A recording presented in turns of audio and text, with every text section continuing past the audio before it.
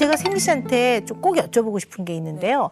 지금 요즘 굉장히 행복하죠. 많은 사랑을 받고 작은 성공에 이제 문을 열었다고 보는데 이 작은 성공 중에 본인이 노력해서 얻은 성공의 부분과 운 내지는 타이밍이 잘 맞아서 얻어진 거 비유를 한다면 어느 정도인 것 같으세요?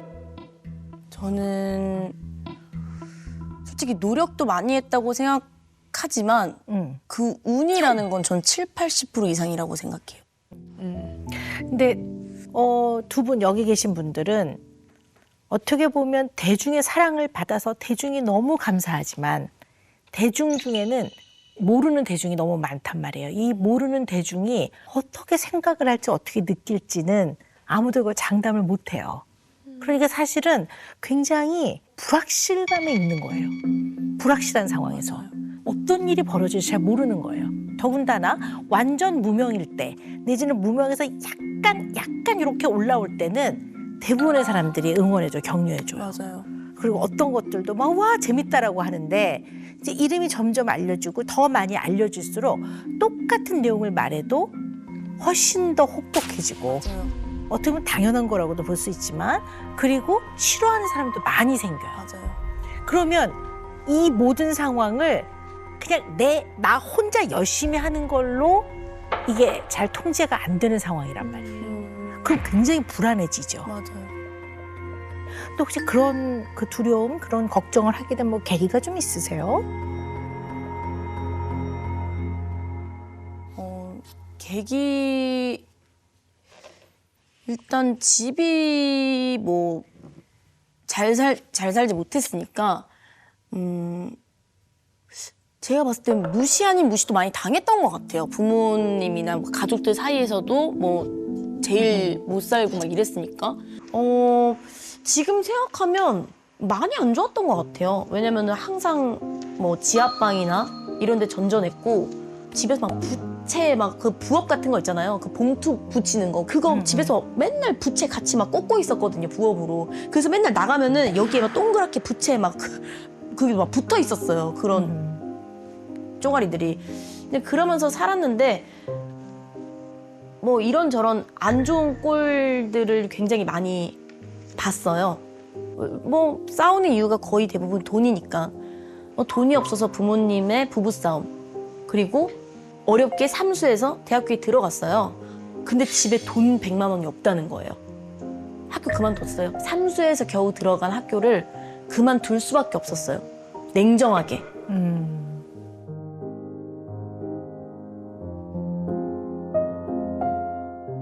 어느 순간 그 집을 나와야지 제가 살 것 같은 거예요. 저는 살기 위해 도망 나왔거든요. 제가 딱 봤을 때 가족 중에서 제일 성공할 수 있는 확률, 잘 될 수 있는 확률, 그래도 제일 밥벌이를 할 수 있을 것 같은 사람이 저밖에 없다 생각했어요. 그래서 난 무조건 나가서 성공을 해야겠다. 그렇게 해서 등지고 나온 거거든요. 그랬군요. 연락을 실제로 잘 못했고 안 하게 됐고 집도 그렇게 멀지도 않은데 잘 가지도 않았어요. 제가 무너질까 봐 마음 단단해져야만 할 것 같은 거예요. 그래서 계속 좀 피했었어요. 네다섯 명 집에서 얹혀 살았어요. 그때가 몇 살이었어요? 그때가 23살? 아는 동생네, 아는 언니네, 아는 친구네 얹혀 살고 하면서 계속 잘 되기 위해 엄청난 진짜 악착같이 살았거든요. 다시 또 아르바이트를 해? 학원을 다녀? 또 돈이 없어. 또 아르바이트 하고. 그러니까 남들은 쭉 배우고 있을 때 저는 3개월 했다가 아르바이트 하고 3개월 했다 아르바이트. 그래서 개그는 또 팀을 꾸려서 해야 되잖아요. 예. 갔다 오면은 다 팀이 돼 있는 거야. 그 나중에는 막 으쌰 막 이런 거 말도 안 되는 거 나중에는 진짜 너무 급한 대로 짜니까 막 그런 것도 나오고. 근데 이걸 매번 친구들이나 지인들에게 되게 아무렇지 않은 척 했던 것 같아요. 다음 학기 때 보자 이렇게 인사했었지만 이게 반복인 거죠. 돈이 없어서 그만두고. 네.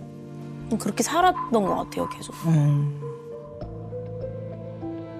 결국 경제적인 것 때문에, 결국 가난 때문에 꿈을 못 펼쳐. 여기서 오는 그 속상함과 네. 맺힘.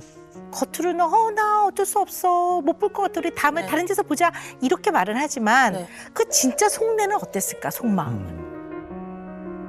진짜 속마음은 또야?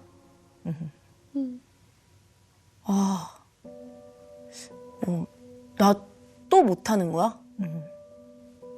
나만 또 안 되겠네. 아직도 기억나는 게 그 KBS 송필근 남궁경호라고 그 있어요. 근데 누나 우리 이번에 시험 같이 보자 라고 했는데 제가 그때 일을 하느라 아무것도 준비 안 된 상태로 공채 시험장에서 공채를 볼 자신이 없는 거예요. 그래서 한 해 공채 시험을 1년에 한 번 있는 시험인데 안 보게 됐는데 근데 그 해에 그 친구 둘이 붙은 거예요. 제가 일하다 말고 그걸 보고 쭈그려서 진짜 엉엉 울었거든요. 근데 엉엉 우는 제 자신을 제가 바라보고 있는 느낌이 드는 거예요. 너무 안쓰러운 거예요. 매년 이렇게 돈이라는 이유로 가난이라는 이유로 매번 좌절. 이게 저는 10년 넘게 반복이었어요. 네. 뭔가 보이지 않는 벽이 있는 거지. 그러니까 내 힘으로 다 깨고 갈 수 없는 뭔가 내가 한 걸음 나가려고 하면 언제나 벽에 딱 가로막히는 그 경제적 장벽. 네. 이것 때문에 세미 씨가 이렇게 안정이 되기 전까지는 언제나 꿈을 계속 이뤄갈 것인가와 가족에 대한 도리를 해야 된다는 그 부담 사이에서 언제나 굉장히 힘들었겠네요. 네, 맞아요. 부담이 됐던 게 저희 어머니는 끝까지 밀어줬지만 제 꿈을 1년 갈수록 시험 계속 저는 떨어졌다는 이야기밖에 대학교까지 하면 제가 30-40번 시험을 봤거든요. 근데 매년 떨어졌다고 말하지 나이는 이제 20대 후반 30이 됐지. 그러니까 조금씩 원래는 그런 얘기가 없었는데 가족들이 세미야 너 이제 그만하고 돈을 벌어서 가족들에게 돈을 줘야 되지 않겠니? 라고 조금씩 매년 이제 들리기 시작하는 거예요. 그래서 제가 세미 씨한테 좀 꼭 여쭤보고 싶은 게 있는데요. 지금 요즘 굉장히 행복하죠. 많은 사랑을 받고 작은 성공에 이제 문을 열었다고 보는데 이 작은 성공 중에 본인이 노력해서 얻은 성공의 부분과 운 내지는 타이밍이 잘 맞아서 얻어진 거 비유를 한다면 어느 정도인 것 같으세요?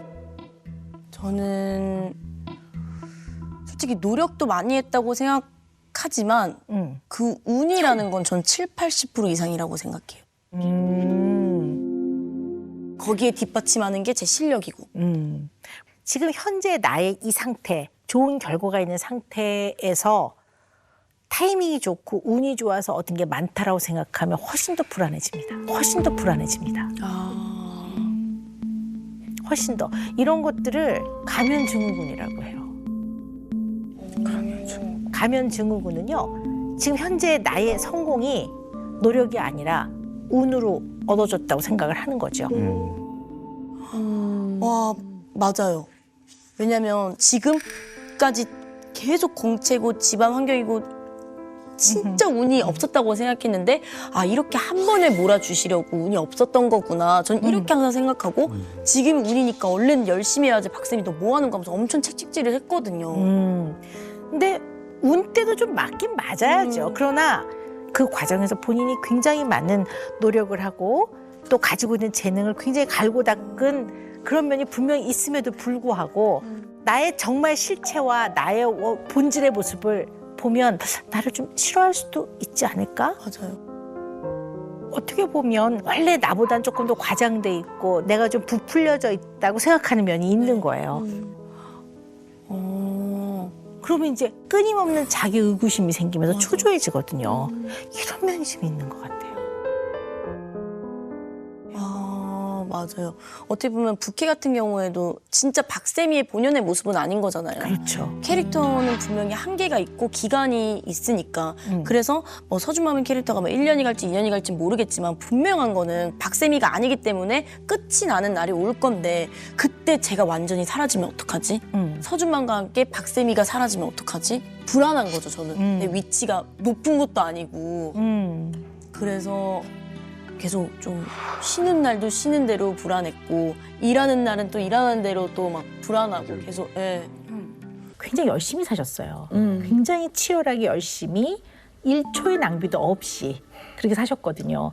그래서 어느 지점까지는 열심히 달리고 목표를 성취하기 위해서 굉장히 열심히 사셨거든요. 네. 근데 어느 순간 딱 조금 허망하다, 허무하다, 공허하다라고 느끼신 것 같아요.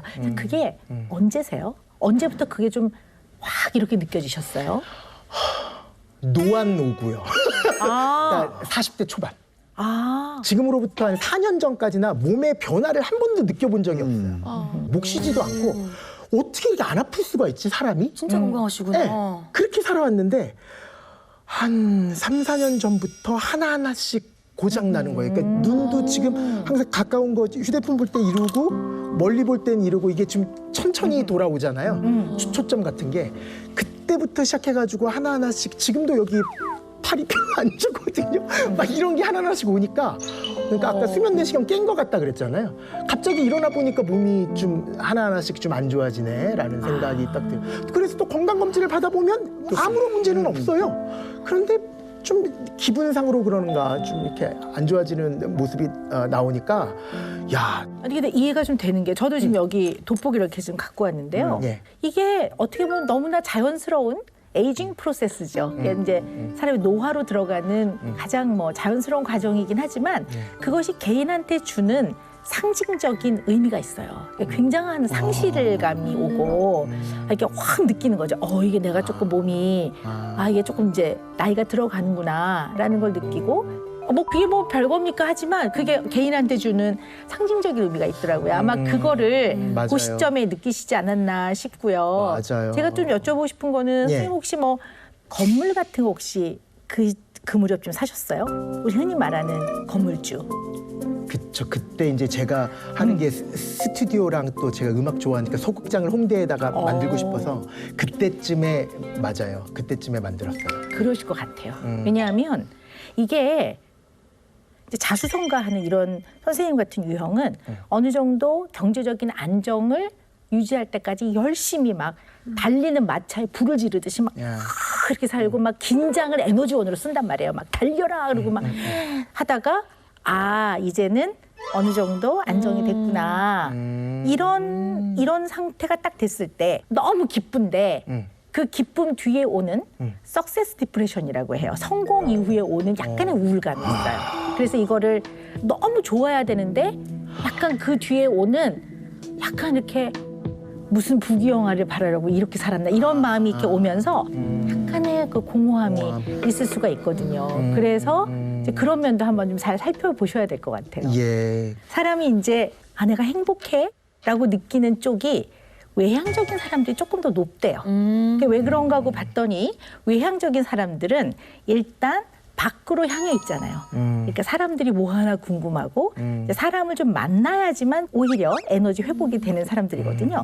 그러니까 관계를 많이 맺고 그다음에 새로운 자극을 찾아서 밖으로 많이 나가다 보니까 물론 좋지 않은 것도 경험하겠지만 재미있는 것도 많이 경험을 하는 거죠. 그래서 이게 이제 뭘 의미하냐면 인간이 행복하다고 느끼는 것 중에 굉장히 중요한 것이 관계란 말이에요. 사회적 관계가 인간이 행복하다고 느끼는데 굉장히 중요한 역할을 하더라라는 거예요. 그러니까 네. 그런 관계가 없죠, 저는. 그러니까 하루 종일 말을 안 하죠. 수업할 때 빼놓고는 말할 상대가 없잖아요.